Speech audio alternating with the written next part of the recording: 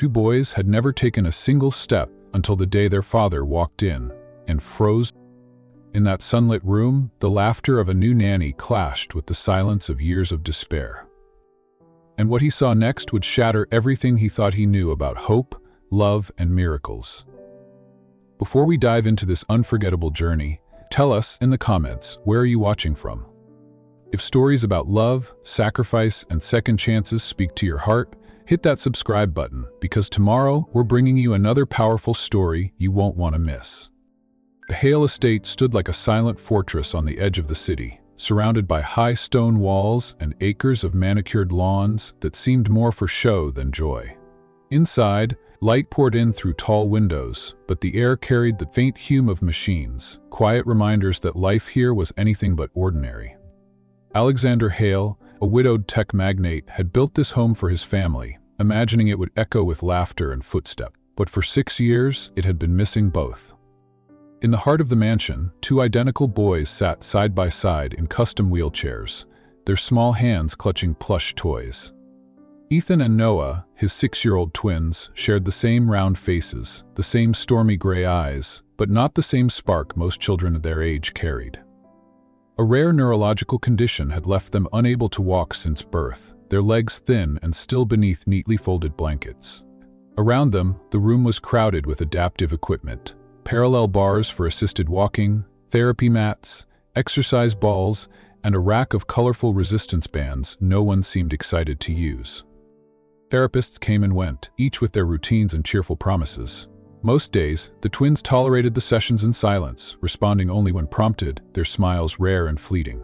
Alexander had insisted on hiring the best specialists from across the country, flown in to work with his sons. But no matter how advanced the techniques, progress was painfully slow, and each small setback seemed to chip away at what little trust the boys had in the adults around them. Alexander stood near the doorway, watching their current therapist, a young man with a clipboard, coax Noah to try lifting his legs against light resistance. Noah's jaw tightened, his eyes darting toward Ethan as if asking for rescue. Ethan avoided looking at the therapist altogether, focusing instead on the model train set in the corner. Alexander's chest ached. He had built his fortune solving impossible problems in the tech world, yet here, with his own children, he felt powerless. His days were split between running his company and trying to be present at home. But guilt was a constant companion. Guilt for the time he couldn't spend with them. Guilt for the accident during his wife's pregnancy that he still feared might have contributed to their condition. Guilt for not being able to give them the life they deserved. The household staff moved quietly, careful not to disrupt the twins' routines. But beneath the politeness, there was tension. Many caregivers had come and gone, some overwhelmed by the boys' emotional withdrawal, others frustrated by the lack of quick results. The twins had learned not to get attached. That was why, when Mrs. Thompson, the head housekeeper, announced they had a new live-in nanny starting that morning, neither boy reacted. They had heard this story before. "She's different," Mrs. Thompson said quietly to Alexander as they stood in the entryway. "Clara Bennett. She's a physical therapist too, worked in pediatric rehab, comes with excellent references." Alexander gave a non-committal nod. "Let's hope she lasts." A moment later, the front door opened, letting in a rush of cool morning air. Clara stepped inside, a small suitcase in one hand, a worn leather satchel slung over her shoulder. She wasn't dressed like the others who had come before, no clinical white coat or overly formal attire. Instead, she wore a soft blue sweater, jeans, and practical snowkins. Her brown hair was tied back loosely, strands framing her face, and her hazel eyes scanned the hallway with quiet curiosity. "Mr. Hale," she said, offering her hand. He shook it briefly. "Clara, welcome. The twins are in the therapy room." Her smile was warm but not forced. "I'd like to meet them right away if that's all right." They walked together down the corridor. Clara noticed the muted paintings on the walls, the quiet hush of the place, the faint antiseptic smell that clung to spaces where medical care had become routine. When they reached the therapy room, she paused in the doorway. The twins glanced at her briefly, then looked away. She didn't rush forward or crouch down to their level like so many well-meaning adults. Instead, she set her bag on a chair, removed her sweater to reveal a simple gray t-shirt, and walked slowly toward them. "Leave it, Noah," Alexander said. "This is Clara. She's going to be staying with us for a while." Clara nodded. "It's nice to meet you both." The boys didn't reply. Ethan's fingers tightened on his toy train. Noah adjusted the blanket on his lap. Clara noticed the small movement, the way Noah's shoulders hunched defensively. Instead of pressing for conversation, she picked up a small therapy ball from the floor and tossed it lightly into the air. "Do you guys play catch?" she asked casually. Ethan shook his head. Noah's lips curved into the faintest smirk. "Fine," Clara said, placing the ball on the mat. "We'll figure out what games you do like." The therapist in the room cleared his throat. "We're in the middle of leg lifts." Clara nodded politely. "Go ahead. I'll just watch for now." For the next 20 minutes, she stood quietly at the edge of the mat, observing every detail, the way Noah's hands gripped the sides of the wheelchair when asked to push his legs forward, the flicker of frustration in Ethan's eyes when the therapist adjusted his posture without warning, the subtle glance they exchanged whenever something felt too hard. She noticed something else, too, a slight tremor in Ethan's left ankle when he tried to move his foot, a tremor no one seemed to address. By the end of the session, both boys looked drained. The therapist noted their progress in his clipboard, offered a quick goodbye, and left. Alexander lingered only a moment before being called away by a phone call, promising he'd check in later. When they were alone, Clara knelt beside the boys. "That looked tough," she said gently. Ethan shrugged. Noah muttered, "It's always tough." Her voice softened. "Maybe it doesn't have to be. I saw a few things today, things I think we can work on differently." They didn't respond, but for the first time, neither looked away. That night, after the boys had gone to bed, Clara sat in her new room, jotting notes in a small journal. She had a feeling she was here for more than just another temporary position. There was something in those boys' eyes, not just physical struggle, but the exhaustion of promises made and broken. And she intended to keep hers. The next morning, sunlight streamed through the long windows of the therapy room, painting gold lines across the polished floor. Clara was already there before the boys arrived, setting out a few objects she'd brought from her own collection. Brightly colored scarves, small bean bags, and a set of wooden stacking blocks that had seen better days. Ethan and Noah rolled in together, their chairs pushed by Mrs. Thompson. Both looked half curious, half growled. "What's all this?" Noah asked, his voice edged with suspicion. Clara smiled. "Just a few things I thought we could use. Not for therapy, not really. For fun." Ethan gave a skeptical glance at the blocks. "Blocks are for babies." "Baby," she said lightly, "but I'm pretty sure you've never played the game I have in mind." Mrs. Thompson hesitated by the door. "I'll be in the kitchen if you need me." When they were alone, Clara took a seat on the floor, crossing her legs. She didn't hover or give instructions. She simply started stacking the blocks into an elaborate tower, humming softly under her breath. After a few moments, Ethan shifted in his chair, leaning forward. "That one's crooked," he pointed out. "Is it?" Clara tilted her head, pretending to measure it with her eyes. "Looks fine to me." Ethan insisted. "It's going to fall." Without a word, she slid the block toward him. "You fix it." He glanced at her, then reached forward. It wasn't easy, his balance wavered as he stretched, but he managed to adjust the block. Clara noticed the subtle tightening in his legs, the way his toes curled slightly under the blanket. "Nice save," she said. "You've got a good eye for detail." Noah leaned back, pretending not to care, though his eyes tracked the next piece Clara placed. For the next 20 minutes, they played in silence, the tower growing taller, wobbling slightly with each new block. Clara never mentioned muscles or therapy, never corrected their posture, but she watched everything. The small, involuntary movements, the shifting of weight in their chairs, the spark of competition when one twin outdid the other. When the tower finally toppled, Ethan and Noah both laughed. It was the first time Clara had heard that sound from them. Later, during their scheduled therapy session with the regular specialist, Clara stayed again, quietly observing. She noticed something that caught her attention.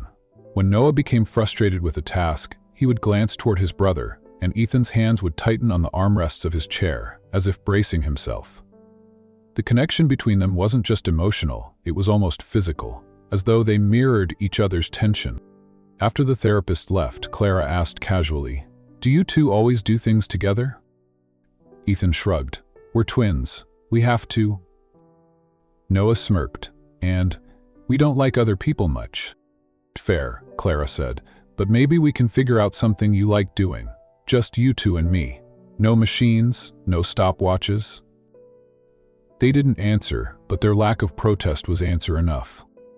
That evening, Clara sat with Mrs. Thompson in the kitchen, sipping tea. "Too many people have come and gone. They're sweet boys, but they've learned not to get their hopes up. They're sweet boys, but they've learned not to get their hopes up." Clara nodded slowly. "I noticed. It's not just their legs that need help.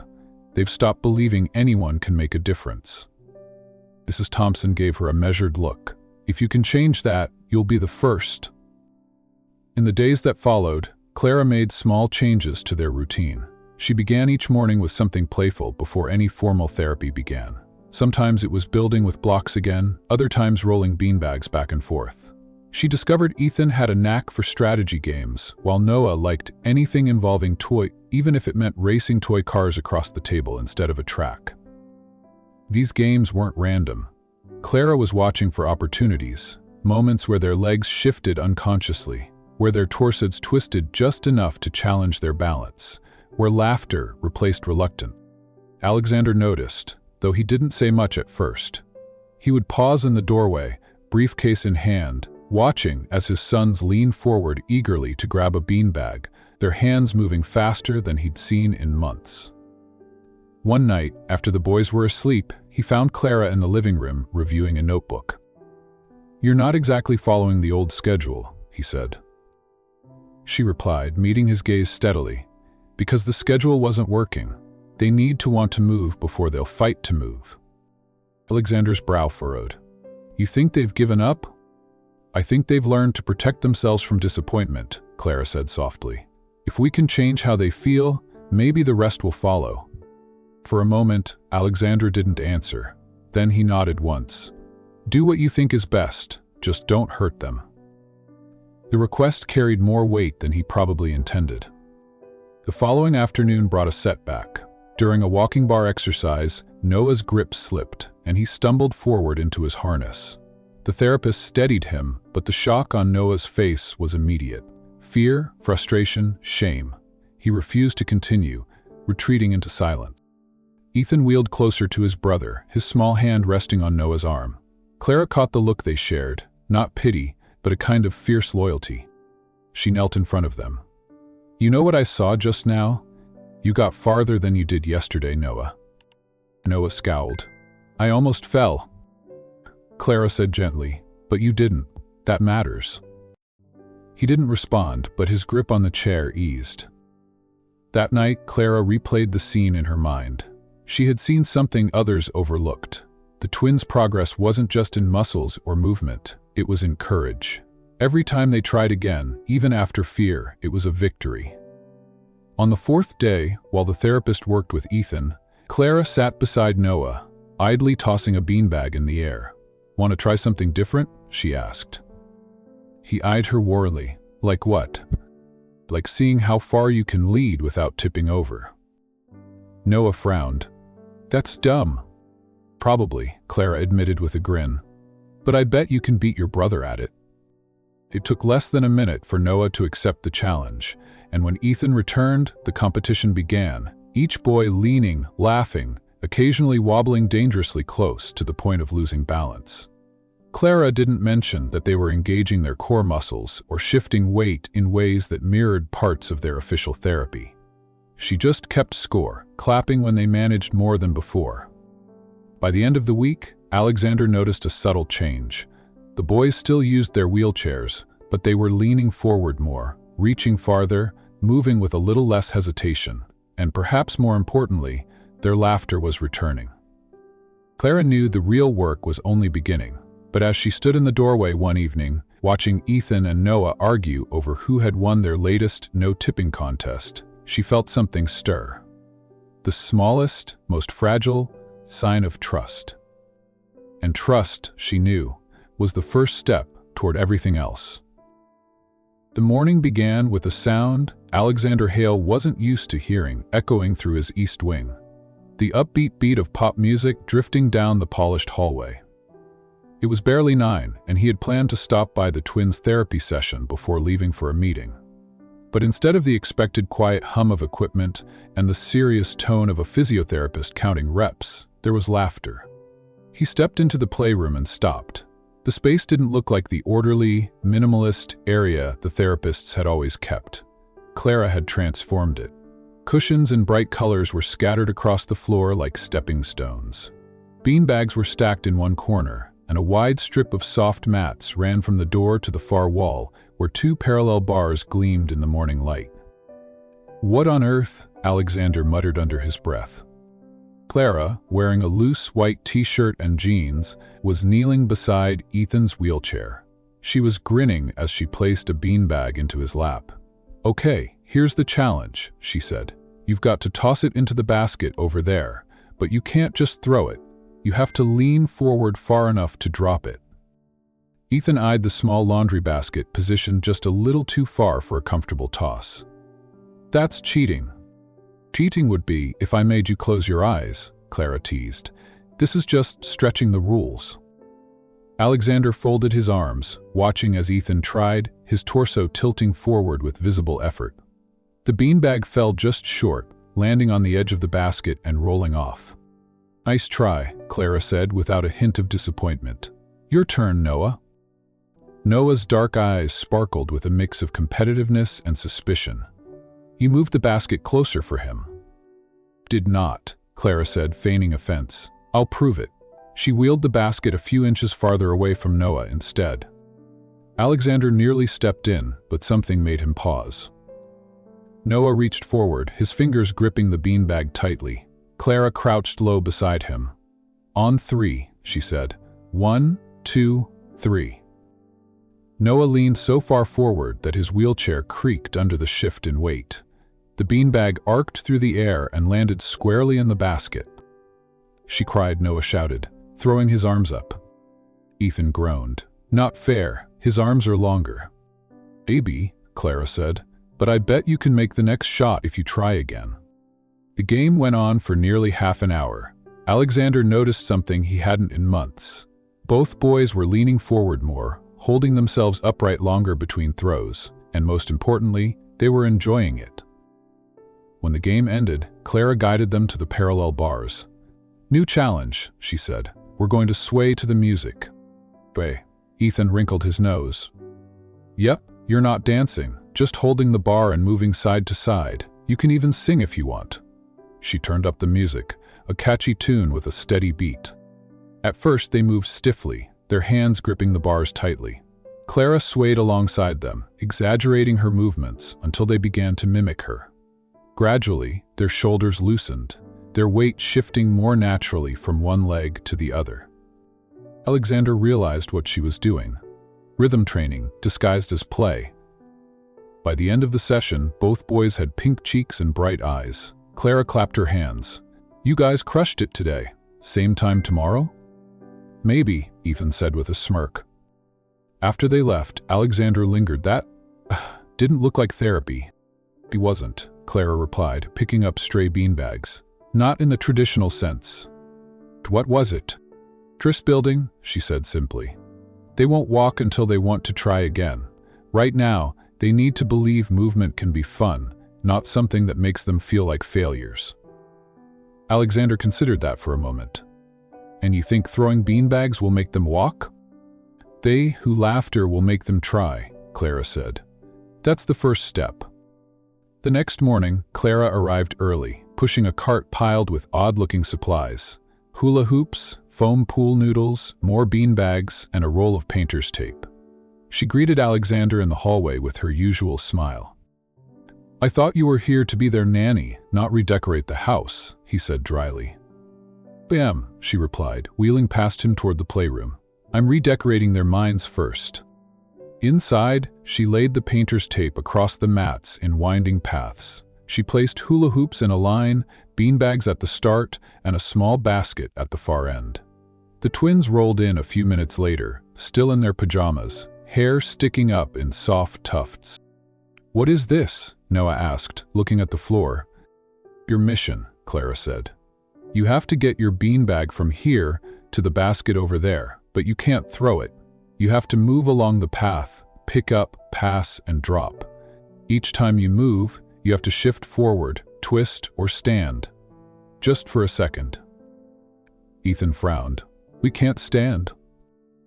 "You can hold the bar, the mat, or even me," she said. "It's not about running, it's about trying something different."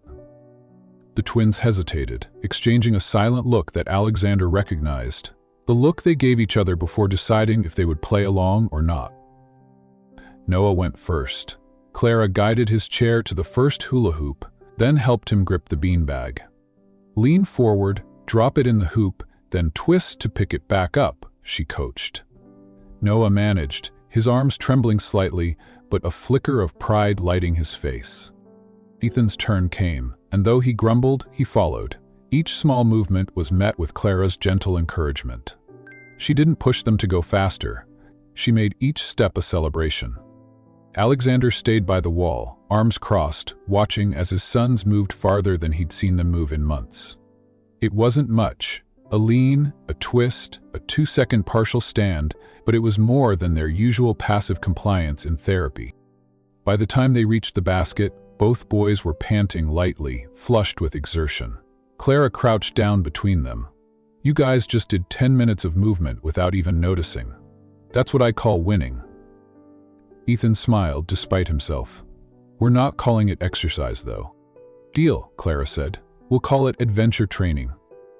Later that afternoon, Alexander found Clara in the kitchen pouring juice. "They were exhausted after that," he said. She replied, not looking up. "I don't want you burning them out," he warned. She met his gaze. "I'm not. I'm showing them movement doesn't have to mean pain or failure. If you want them to push themselves in therapy later, they have to stop associating it with disappointment." Alexander's jaw tightened. "You're assuming I don't know my own children." "I'm assuming you love them too much to see that they've stopped believing they can improve," she said softly. The words landed heavier than he expected. For a moment, neither spoke. That evening, as Alexander tucked the twins into bed, Noah asked, "Is Clara staying?" "Now," Alexander said. "Good," Ethan murmured sleepily. "She makes moving not scary." Alexander stood in the doorway long after their breathing evened out, the echo of Clara's voice in his mind. Maybe, just maybe, her way was worth letting play out. The next day would test that theory and his patience even more. The morning started with the smell of fresh lilies. Alexander knew before he even stepped into the foyer that his mother had arrived. Eleanor Hale never entered a room quietly. Her presence filled it the way a winter wind did. Brisk, cold, and impossible to ignore. She stood in her tailored gray coat, a silk scarf looped perfectly around her neck, and her sharp eyes scanned the entryway as though assessing a battlefield. "Alexander," she said, air-kissing both his cheeks. "And where are my grandsons?" "To the playroom with Clara," he replied, already bracing himself. Her brows pinched. "Still with that girl?" "It's not a girl. She's their therapist." "She's their babysitter with a flair for theatrics," Eleanor countered. "Her hope you haven't mistaken playtime for progress." They walked toward the playroom, the sound of laughter drifting down the hallway. Clara's voice was animated, and the twins' giggles followed her words like eager shadows. When Eleanor stepped inside, her expression tightened. Clara was crouched beside Ethan's wheelchair, holding a foam sword, while Noah waved a pirate flag from his own seat. The playroom had been transformed into a ship, complete with a blue mat for water, cardboard treasure chests, and hula hoops as steering wheels. Eleanor said flatly, "Is this supposed to be?" "It's Pirate Day," Clara said, still smiling. "We're working on core strength and upper body rotation. They have to steer to avoid the crocodiles, and they're doing the motions without even realizing it's therapy." Eleanor's voice cooled another degree. "Therapy is not make-believe. This is childish and unprofessional." The twins froze. Ethan's eyes dropped to the floor. Noah's flag wavered, then lowered completely. Clara's smile faded, though she kept her tone even. They're moving, and they're happy while doing it. That's more than they were last week. Happy doesn't make muscles stronger, Eleanor said, turning to Alexander. They need discipline, not games. You've been too indulgent, and now you're letting this... The silence that followed was thick. Clara looked at the boys, then back at Alexander, but he said nothing. Eleanor straightened, clearly satisfied by his lack of defense. I'll have a word with their medical team. We can't waste time on costumes and play acting. She left the room with a clipped stride, her perfume lingering behind like a verdict. Clara turned back to the twins, but the spark had dimmed. They went through the rest of the activity without enthusiasm, their movements smaller, their laughter gone. Over the next few days, the change was obvious. Noah stopped leaning forward in his chair during their missions, claiming he was tired. Ethan refused to attempt the standing bar exercises they'd just begun the week before. Clara tried, coaxing, adjusting, even introducing new games, but the boys avoided eye contact, their confidence shaken. One evening, Clara lingered by the kitchen counter after dinner, hands wrapped around a mug of tea gone cold. Alexander came in, loosening his tie. Heard her, Clara said quietly. They heard every word she said in that room, and now they think this is just playing, that it's not real, that they're not really working toward anything. Alexander rubbed the back of his neck. She's set in her ways. She believes in more traditional therapy. Clara's laugh was short, humorless. Traditional therapy that's made them resent moving at all? I can't work if they've already decided they're failures. He studied her face, noticing the strain in her eyes. Are you saying you're leaving? I'm saying maybe she's right. Maybe I'm wasting everyone's time. The thought hit him harder than expected. He imagined the house without her voice weaving laughter into the hallways, without the twins' new habit of talking about missions at the dinner table. She said finally. She raised an eyebrow. Sloane was already seated, propped up by her feet, with her hand attempting to scoop up some more. Even if it's not measurable progress yet, I can't ignore that. Neither should you. For the first time in days, something in her expression softened. All right, but if I stay, I'm not backing down. They need to believe again. Do what you need to do, he said. The following afternoon, Clara wheeled a small cart into the playroom. On top sat a plush golden retriever toy wearing a red bandana. The twins looked at it curiously. She announced, "Is Captain Barkley. He's stuck on the top shelf in the supply closet, and he needs rescuing. The only way to get him down is to reach up high, higher than you've ever tried before." The top shelf was really just a padded platform Clara had set against the wall. The stuffed dog sat proudly at the edge, its floppy ears draped over the side. The shelf was tall enough that the boys couldn't reach from their chairs without significant effort. You can use the standing bar, Clara said, wheeling Noah into position first. You'll have me on one side and the bar on the other. Just push through your legs a little, enough to straighten up and grab him. Noah frowned. That's a long way. She agreed. But Captain Barkley is counting on you. Ethan smirked faintly from the sidelines. You and your missions. Noah gripped the bar. Clara's hands steadied his waist as he shifted forward. His legs trembled, but he managed to lift himself an inch before dropping back down. Too high, he muttered. Was a good try, she said. Rest, then we'll switch. Ethan rolled forward, eyeing the shelf. If I fall? You won't, she said firmly. He took the bar, knuckles whitening as he pulled. Clara's hand pressed lightly at his back, her voice steady. Push through your heels, straighten. Yes, just like that. For a split second, Ethan's knees locked, his torso rising until his fingers brushed the plush fur. The movement wasn't graceful, it was shaky, awkward, and brief, but it was a stand, however partial. He wobbled, then dropped back into the chair, Captain Barkley clutched triumphantly in his hands. Noah's eyes widened. You stood? Ethan grinned, panting. I guess I did. Clara didn't cheer loudly. Instead, she crouched so her voice was only for him. That's the first step. Literally. Alexander had been standing at the doorway, unseen.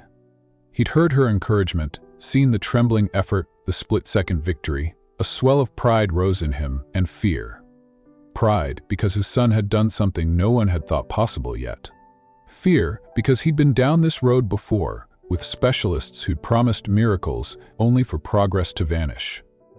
He stepped into the room, his voice controlled. "Good work, Ethan."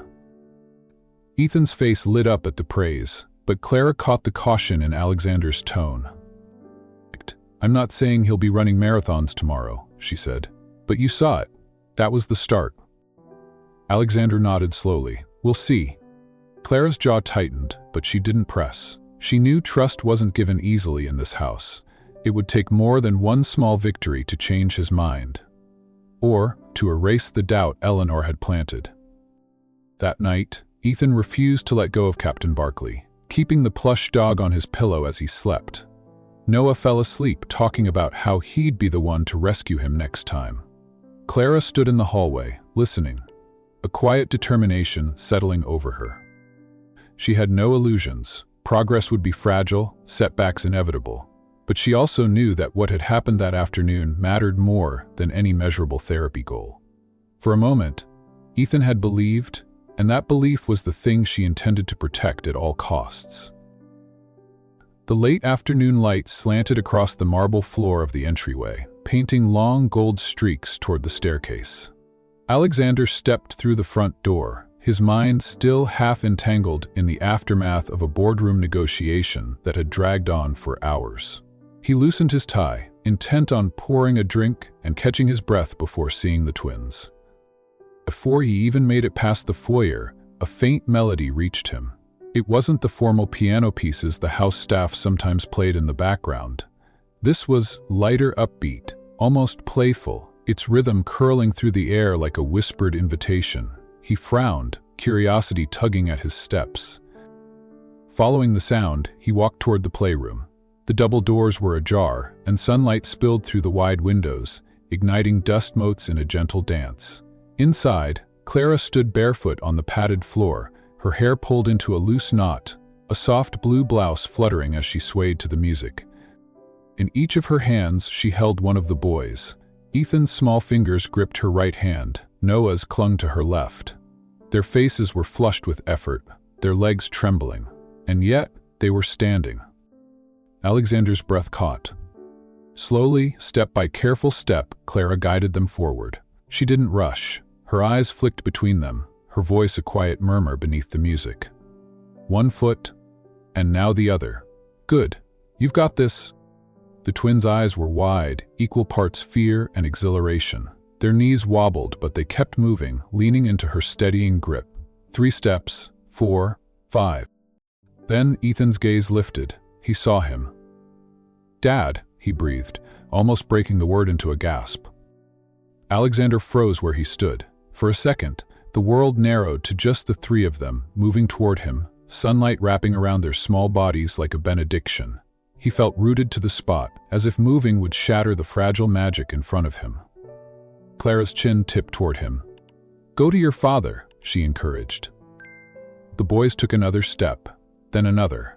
Ethan stumbled, but Noah shifted his weight instinctively, keeping them both upright.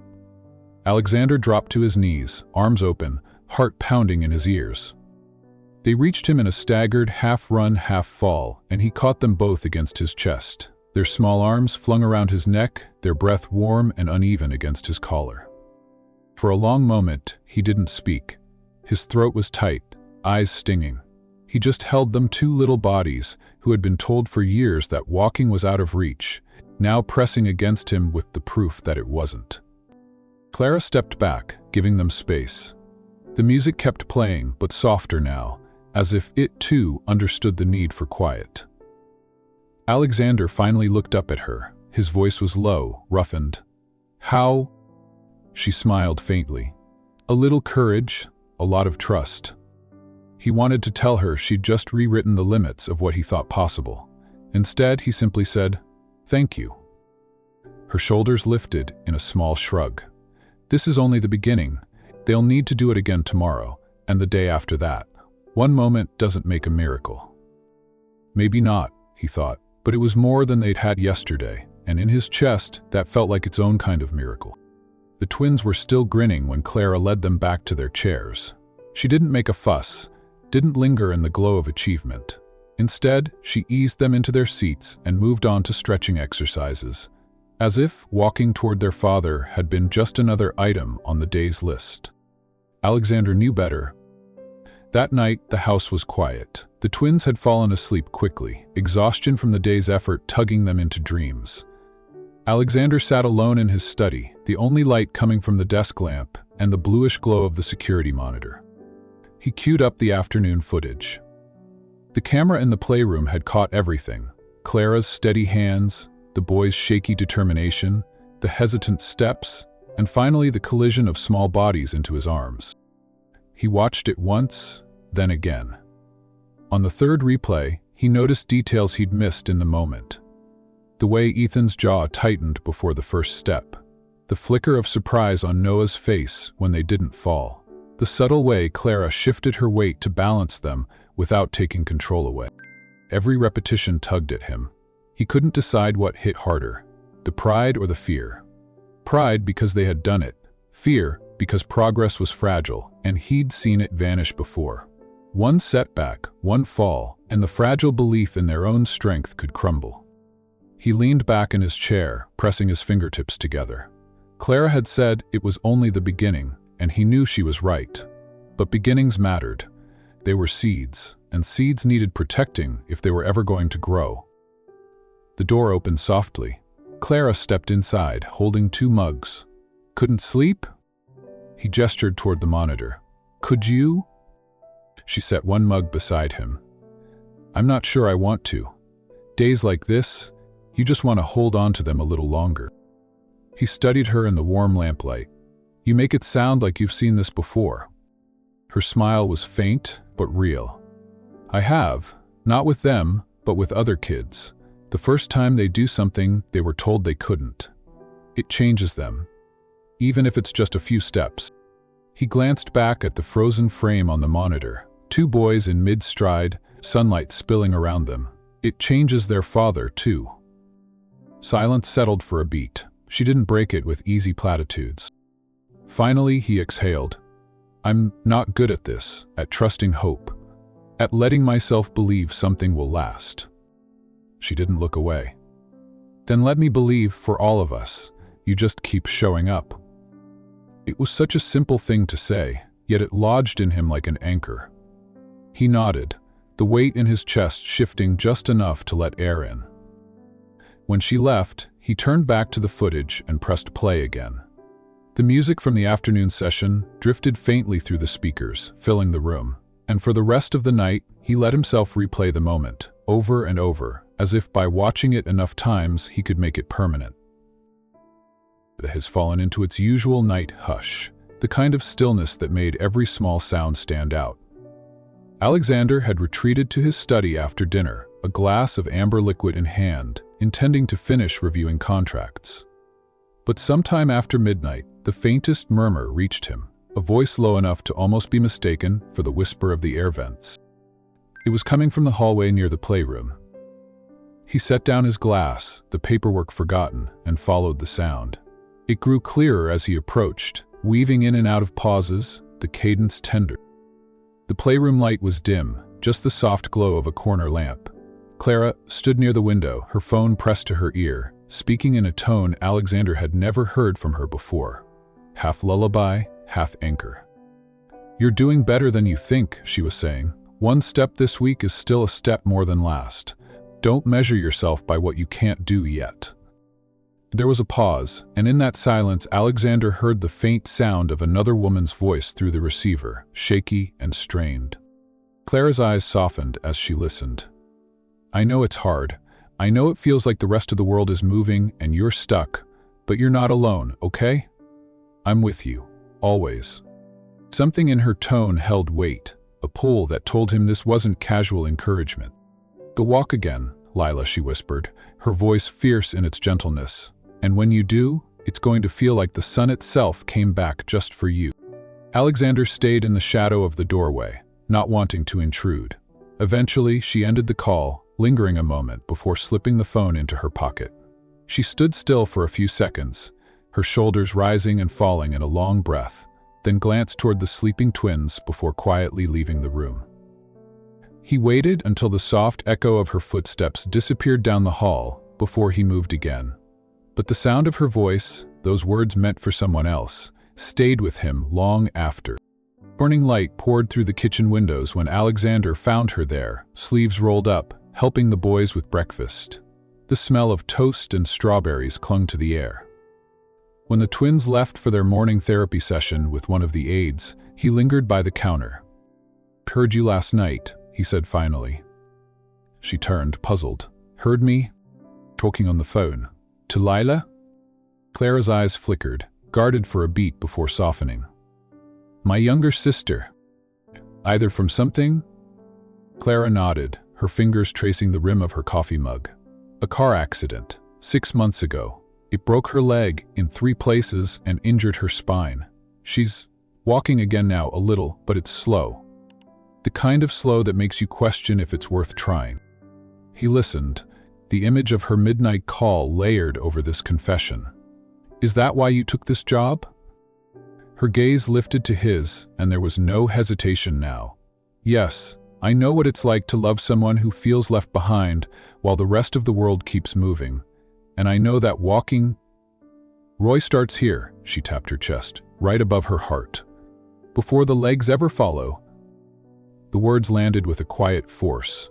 Alexander felt something shift. Not a grand revelation, but the kind of steady understanding that couldn't be undone. Clara wasn't here out of necessity, alone. She was here because every step his sons took was personal to her. For the rest of the morning, he found himself watching her differently. Not with the detached observation of an employer, but with the recognition of someone whose motives ran deeper than a paycheck. She adjusted the boy's posture with the care of someone who knew how fragile confidence could be. She celebrated small victories without fanfare, as if each one was a promise she intended to keep.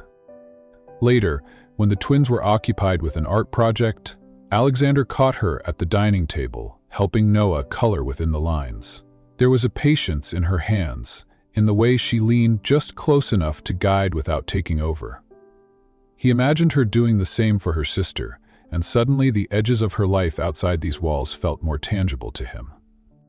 In the evening, after dinner and the boys' bedtime routine, Clara settled into the playroom with a worn storybook.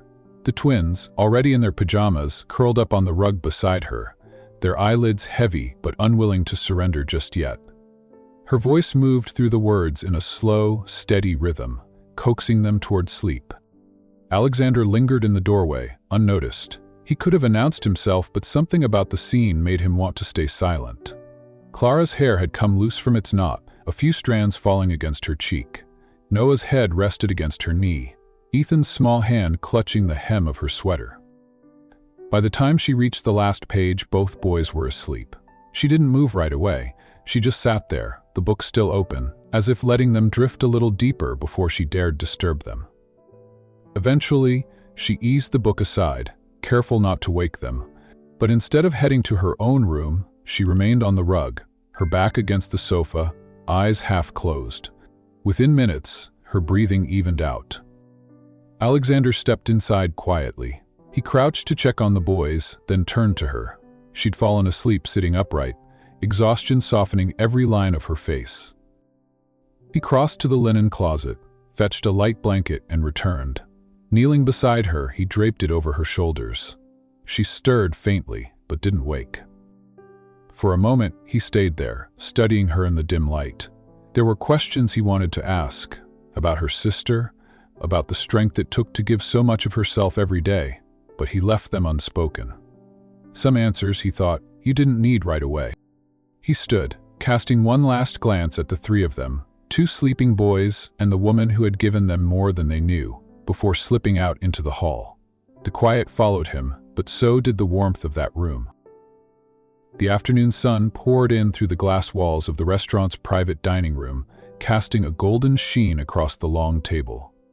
Alexander sat at the head, impeccably dressed in a slate gray suit, his tie knotted to perfection. To his left, Clara sat in a soft blue dress, the kind she wore when she wanted to appear understated but neat. Across from them sat Victor Hale, one of Alexander's longest-standing business associates. Victor was the kind of man who spoke as though every word was a directive. He was older, with a silver mane of hair and a tailored navy suit that broadcasted his wealth as effortlessly as the glinting gold watch on his wrist. His eyes moved between Alexander and Clara with the detached scrutiny of someone assessing a balance sheet. The twins were seated beside Clara, each in their booster chairs, waiting patiently for the appetizers. They were calmer in public now, less shy, more trusting, and Alexander knew a large part of that was Clara's doing. The conversation began politely enough. Victor asked about the quarter's numbers. Alexander responded with measured precision. They spoke of mergers, expansions, and the upcoming charity gala. But when the salads were served, Victor's attention shifted toward Clara, his expression sharpening with curiosity. "The quintuses," he began, his voice carrying that casual tone people use right before they deliver something sharp. "You're the one working with the boys." "Yes," Clara said, her tone warm but composed. Victor continued, spearing a piece of lettuce, "that your methods are a little unorthodox. Games, singing, painting. Sounds like a preschool playdate, not therapy." Clara's spine straightened almost imperceptibly, but her smile didn't waver. Play is how children learn. It's how they feel safe enough to try new things, like standing, walking, or speaking up.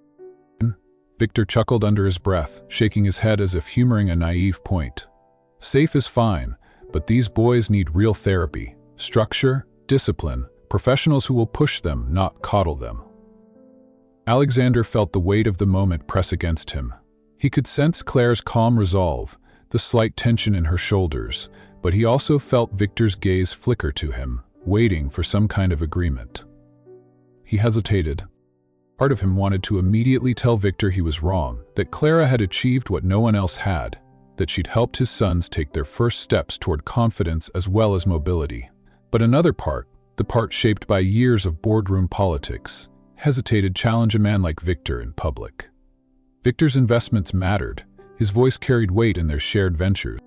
So Alexander sipped his water instead of speaking. Clara's eyes moved briefly to him, reading the silence for what it was. She didn't look hurt, but there was an unmistakable flicker of disappointment. Still, she didn't shrink back. "Respect, Mr. Hale," she said, her voice even but firm. "There's no such thing as real therapy without trust. You can push a child as hard as you want, but if they don't feel safe, they won't follow you. They'll resist, they'll shut down, and no progress will happen." Victor raised an eyebrow. "So, you think safety is more important than results?" "With safety is the only way you get results that last," Clara replied, her gaze unwavering. "I could make the boys walk sooner by forcing them into drills they hate, but they'd hate walking. They'd associate every step with fear. My job is to make them believe they can do it, to make them want to." The room went quiet, except for the faint clink of cutlery from a nearby table in the main dining area. Victor leaned back, clearly not used to being spoken to so directly, especially by someone outside the business world. Alexander's fingers tightened slightly around his glass. He could see the faint flush in Clara's cheeks, the steady way she held herself despite the tension. The appetizers arrived, breaking the silence for a moment, but the air remained thick with unspoken challenge. It was Ethan who spoke next, his voice so soft it almost didn't carry across the table. "He's the best?" The words were simple, but they landed like a stone dropped into still water. Victor blinked, as if momentarily disoriented. "What was that, young man?" Ethan looked up from his plate, his small hands curled around the edge. "She's the best," he repeated, clearer this time. "She makes me want to try." Noah, not to be left out, nodded vigorously. "She helps us not be scared." Clara's eyes softened, but she didn't speak. She let their words stand on their own. Alexander's chest tightened. Hearing it from his sons, unscripted, unrehearsed, cut through every calculation he'd been making about business etiquette. In that moment, the weight of Victor's opinion felt irrelevant compared to the quiet conviction in Ethan's voice. He set down his fork, finally meeting Victor's gaze. Clara's methods work. The boys have made more progress in the last month than they did in the year before she came. And that's because she makes them feel safe. She earns their trust. That's not coddling, Victor. That's skill. Victor studied him for a long moment, then shrugged lightly, as if conceding without actually admitting he'd been wrong. Well, if it works for you, I suppose results speak louder than theory. Exactly, Alexander said, his voice leaving no room for argument. The rest of the lunch passed with the usual small talk, but something in Alexander had shifted. He was aware of Clara beside him, aware of the quiet satisfaction in her posture, even though she didn't gloat. She didn't need to. Back at the house, the twins ran off to the playroom, eager to show Clara the paper crowns they'd been making the day before. Alexander lingered in the foyer, watching as she knelt to admire their creations, letting them place one on her head before laughing at herself. When she noticed him standing there, she tilted her head. "Everything all right?" He walked closer, his voice lower now. "I should have spoken sooner." Her brow furrowed faintly.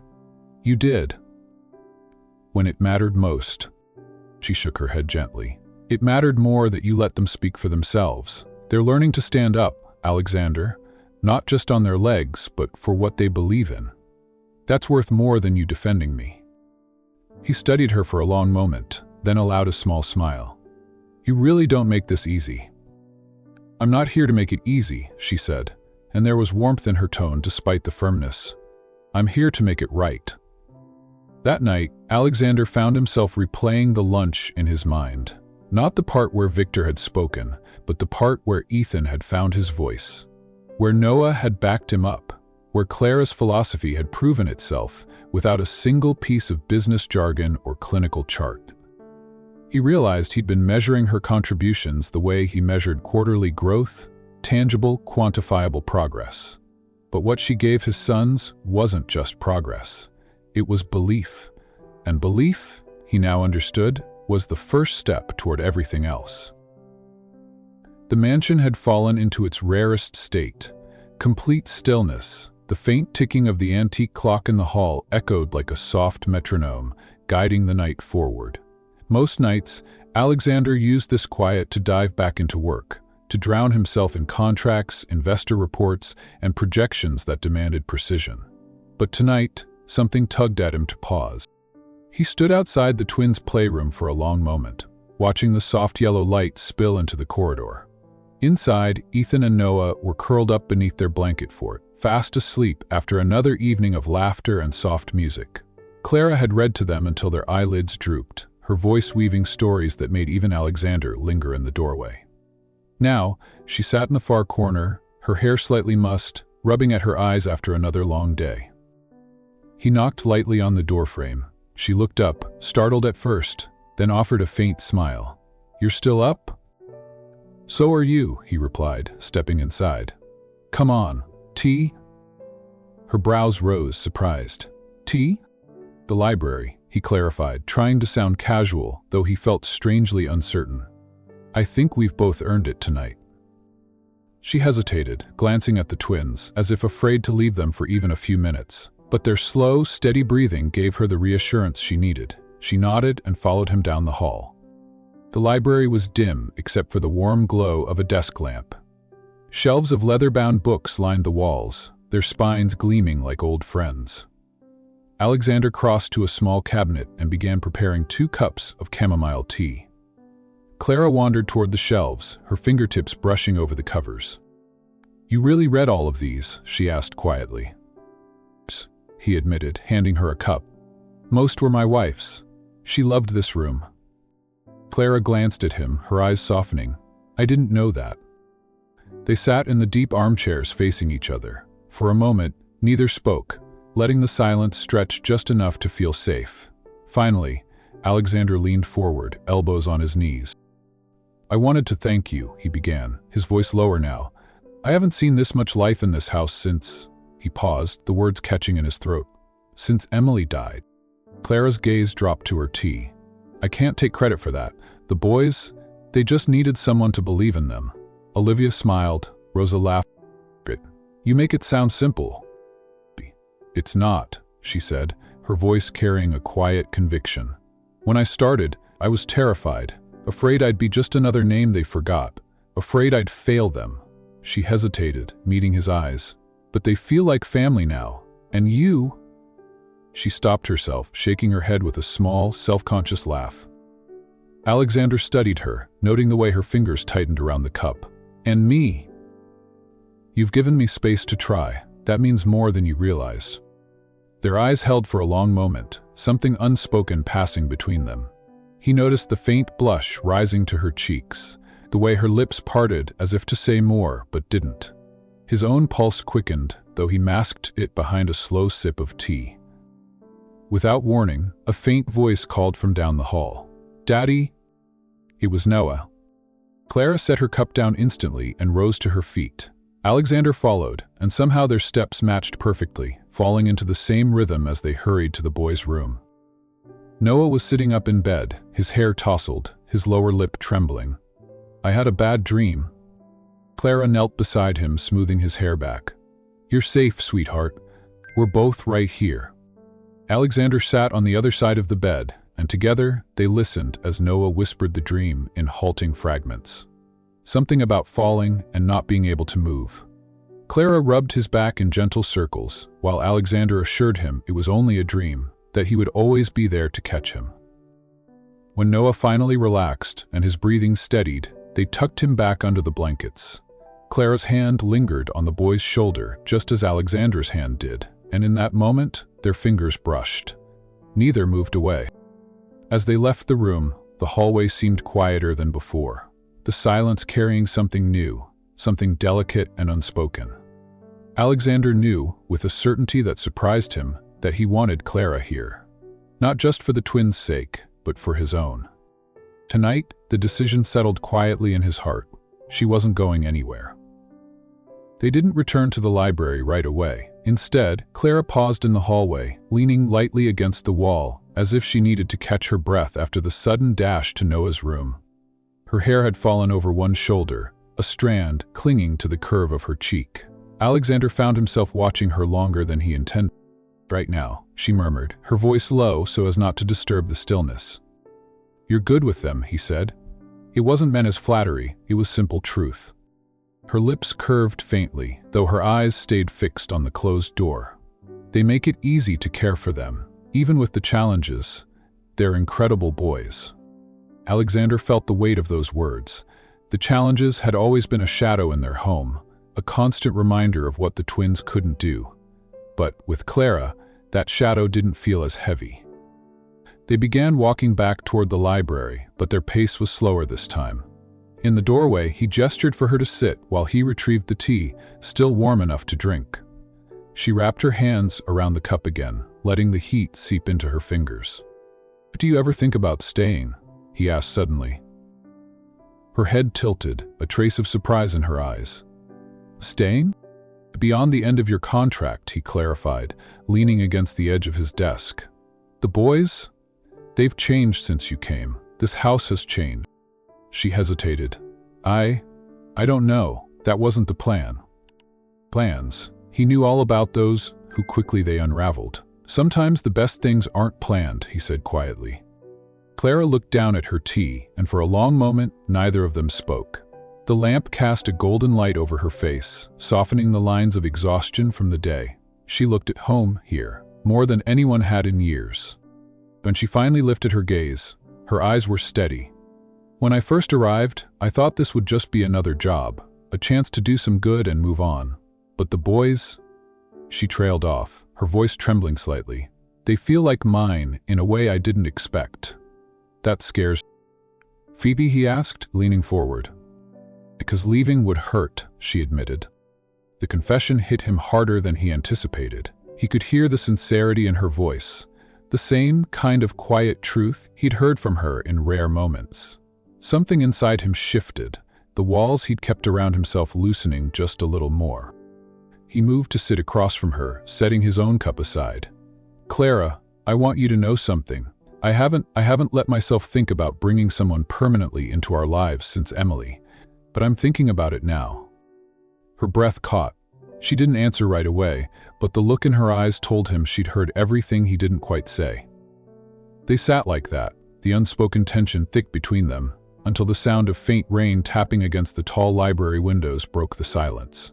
She glanced toward the sound, her expression softening. "It's late," she said finally, though she didn't stand. He agreed, but neither of them moved. When their eyes met again, the distance between them felt smaller. Almost without thinking, his hand reached across the armrest, brushing against hers. The touch lingered, warm, steady, and impossibly grounding. She didn't pull away. Then, as if the night knew it couldn't let them linger too long, a soft cry echoed faintly from down the hall. "Daddy?" Alexander exhaled through a small smile. "Noah, again." They both rose, moving together once more, the rhythm of their steps in sync, as if they'd been doing it for years. In Noah's room, the boy was half asleep, mumbling about the rain making strange noises. Clara sat beside him, whispering reassurances, while Alexander adjusted the curtains so the wind wouldn't rattle them. By the time they left the room, Noah was breathing evenly again. This time, they didn't speak as they walked back toward the library. But in Alexander's mind, the decision he'd felt forming earlier solidified into something absolute. She wasn't just good for the boys, she was part of this family now, whether she knew it or not. And he was going to make sure she stayed. The grass was soft beneath their feet, the kind that bent easily under the weight of small shoes but always sprang back, as if refusing to give in.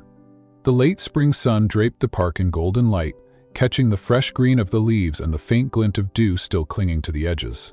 Clara stood on one side of Ethan, Alexander on the other, each holding a walking stick steady in the boy's hands.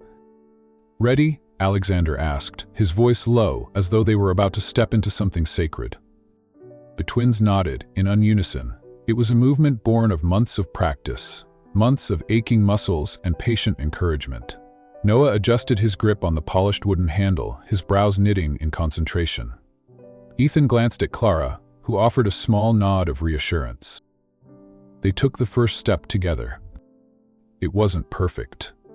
Noah's foot dragged slightly, and Ethan's stick wobbled for a moment before Alexander's steady hand righted it. But they kept going, their eyes focused on the patch of sunlight a few feet ahead.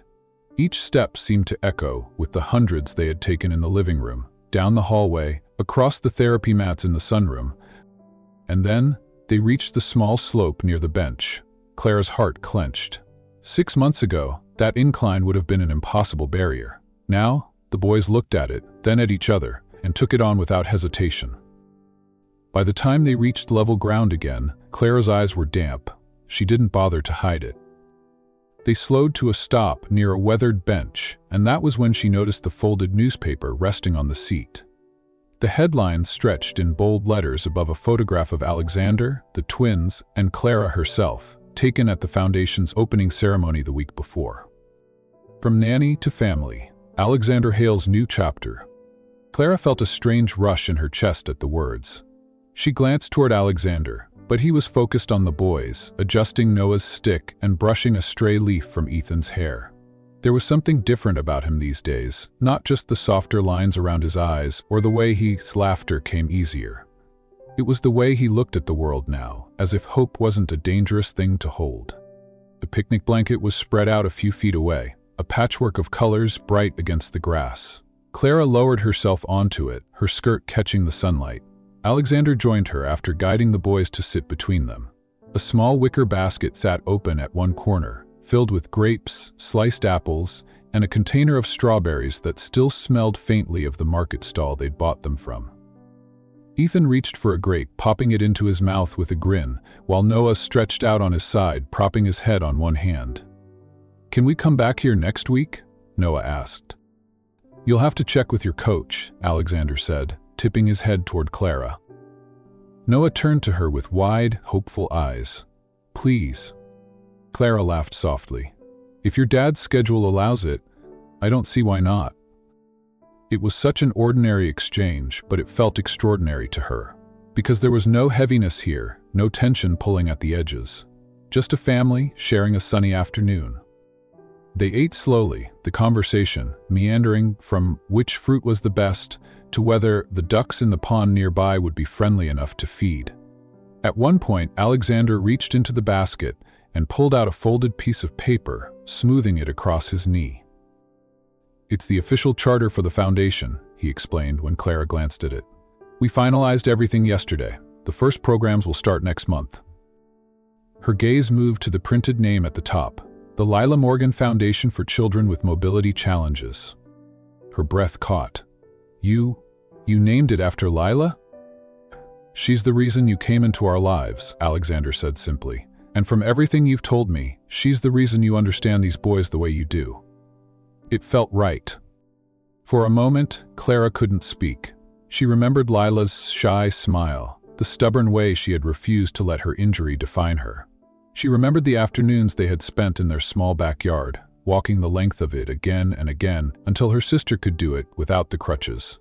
And now, her name would help other children do the same. "Thank you," she whispered finally, her voice tight.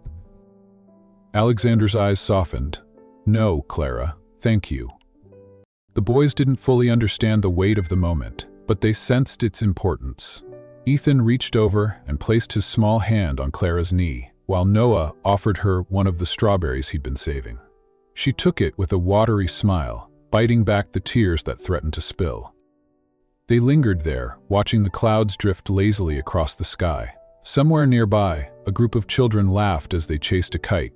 The sound carried on the breeze, mingling with the faint rustle of leaves and the quiet rhythm of the boys breathing beside them. For the first time in a long time, Clara felt that there were no barriers left between any of them. No walls built from grief or fear, no unspoken doubts about where they stood in each other's lives, just hope. The afternoon deepened into that perfect, lingering stretch when the light turned softer and the edges of the day blur. The boys lay sprawled on the blanket, their sticks resting beside them like silent witnesses to their triumph. A gentle breeze carried the scent of lilacs from a nearby garden, mingling with the tart sweetness of strawberries. Clara leaned back on her palms, letting the warmth of the sun soak into her skin. She could feel Alexander's presence beside her without looking. Steady, grounded, as if the earth itself had decided to take human form and sit down for a rest. "You changed him," he said suddenly. She turned her head, startled. "The boys?" "Beard. And me." His eyes stayed on the twins, who were quietly discussing which bird in the tree above them was the loudest. "I didn't think anyone could bring this much life back into our home. Not without taking something away in return." Her throat tightened. "Alexander?" He looked at her then, his gaze direct, unflinching. "I know I wasn't easy to work for. I know I let my image get in the way more than once. But every choice you've made for them, every stubborn argument you've stood your ground on, it's made me see what really matters." Clara shook her head lightly. "I didn't do it alone. They did the work. They trusted me." "You trusted you," he repeated, as if the words themselves were proof of something rare. "And so do I." The simplicity of it caught her off guard. Trust was something she had learned to offer sparingly in her own life, and to receive it from him, without hesitation, felt like the final thread tying her to this family. Noah shifted suddenly, propping himself up on his elbows.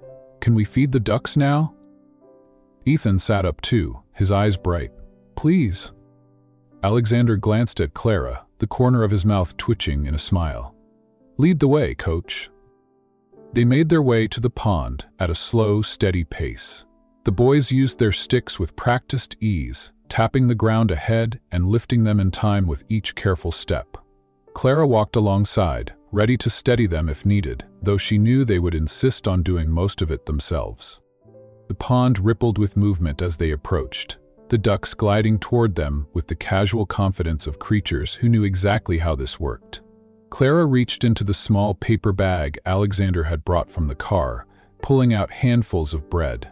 The boys laughed as the ducks jostled for the crumbs, their earlier effort forgotten in the delight of the moment. Alexander stood slightly apart, watching. When she joined him, brushing the crumbs from her hands, he said quietly, "This is the first time I've brought them here without worrying about what they couldn't do." She glanced at him, seeing the faint crease between his brows that spoke of old habits.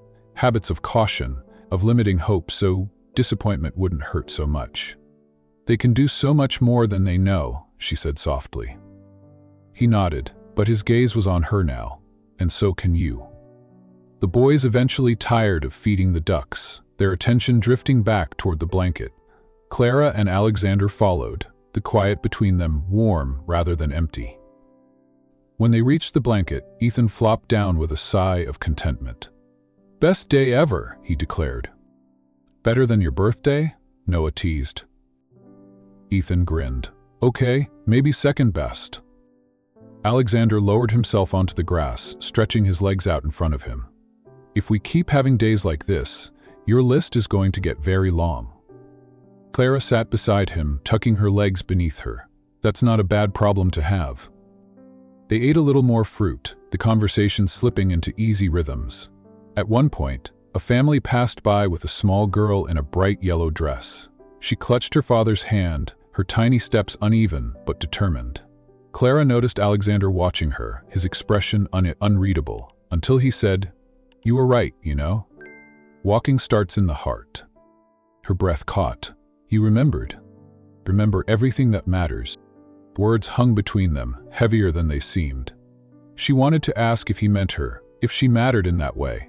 But then Ethan tugged at her sleeve, asking for more strawberries, and the question dissolved on her tongue. Later, as the shadows lengthened and the sun dipped lower, Alexander gathered the remnants of their picnic. The boys sat close together, heads bent over some private joke. Clara folded the blanket slowly, not wanting the moment to end. "Let's do this again soon," Alexander said, his voice low enough that it felt meant for her alone. She smiled, a real, unguarded smile. "I'd like that." They walked back to the car together, and though there were no grand declarations, no promises spoken aloud, Clara felt the truth in the space they shared. The kind of truth that didn't need words to be understood. For the first time, she didn't feel like someone passing through their lives. She felt like she belonged.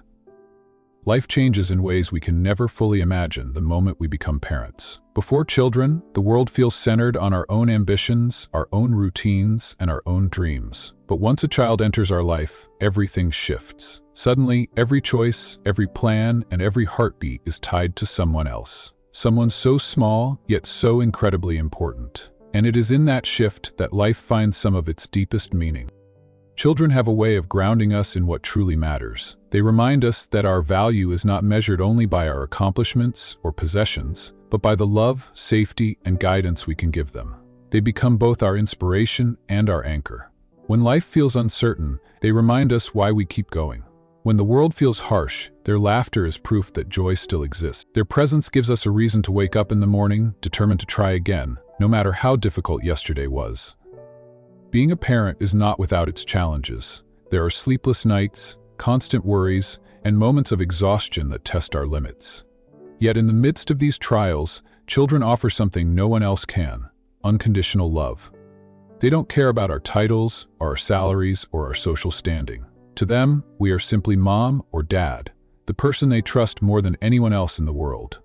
That kind of love is pure and irreplaceable, and it becomes the strongest support we can ever have. Over time, children become our greatest teachers. They show us patience when we are tempted to rush, compassion when we are quick to judge, and resilience when we feel ready to give up. They encourage us to be better versions of ourselves, not because they demand it, but because we want to be worthy of their admiration. Every milestone they achieve, their first words, first steps, first day of school. In moments of weakness, children have an incredible way of giving us strength. A simple hug from them can soften the heaviest burdens. A smile can dissolve the day's stress. They remind us that even if we are struggling, we are still someone's hero.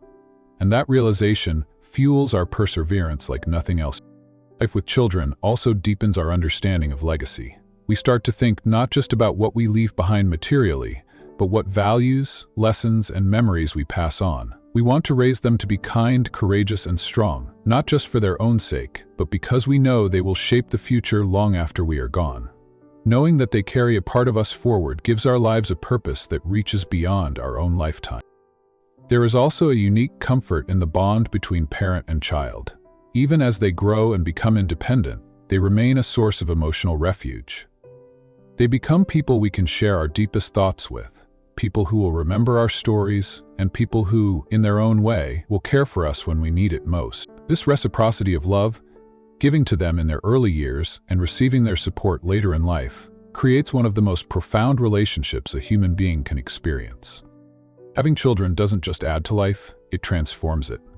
They teach us to appreciate small, ordinary moments, a shared meal, a walk in the park, a bedtime story, because we know these moments will one day be memories we hold on to dearly. They bring laughter into spaces that might otherwise be filled with silence. They remind us that even in a complicated and unpredictable world, there is still innocence worth protecting and love worth fighting for. In the end, children are not just our dependents. They are our companions in life's journey. They grow alongside us, shaping our days and our hearts. They give us a reason to push through our hardest challenges and celebrate our smallest victories. And when we look back, we often realize that the happiest, most meaningful parts of our life are not the grand achievements or the moments of personal glory. They are the moments spent holding our children's hands, listening to their laughter, and knowing that no matter what, we have been loved deeply and truly. So yes, life becomes more meaningful when we have children. They are not just part of our story, they become the very heart of it. They are the strongest support we will ever know, the purest love we will ever feel, and the greatest legacy we will ever leave behind. A positive view of love, marriage, and children is not about pretending everything is perfect. It's about recognizing the beauty that exists even in imperfection. It's about seeing the lessons in the struggles and the blessings in the small moments. It's about understanding that love deepens with time, that marriage becomes stronger through shared challenges, and that children grow best when they are surrounded by affection, stability, and support. To build such a life requires effort, yes, but also joy in the journey. It means celebrating each other's strengths, lifting each other during weaknesses, and creating traditions that bind the family together. It means laughing often, forgiving quickly, and never taking each other for granted. When love is the foundation, marriage the structure, and children the heart of the home, life becomes a story worth telling, one filled with compassion, resilience, and hope. These bonds remind us why we work so hard, why we dream so big, and why we hold on during hard times. They are the source of the most profound happiness a person can experience, a happiness that comes from knowing you are loved, you belong, and you are part of something greater than yourself. In the end, love, marriage, and children are not just milestones in life. They are the daily practice of building a life of meaning. They teach us that the greatest riches we can ever have are not in our bank accounts, but in the hearts of the people we love. And when we cherish those connections, we find that we have, in fact, everything we could ever need.